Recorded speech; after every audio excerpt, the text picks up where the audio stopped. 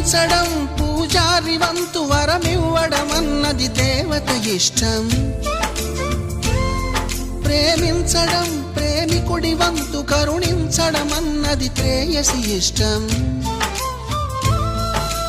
ఎందువల్ల నిన్ను ప్రేమించిందో చిన్ని మనసుకే తెలియదుగా, నిన్ను మరవడం జరగదుగా.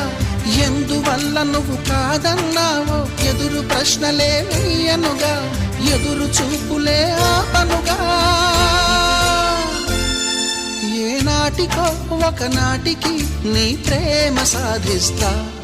నిన్ను చూడాలని ఉన్నా, నిన్ను చూడాలని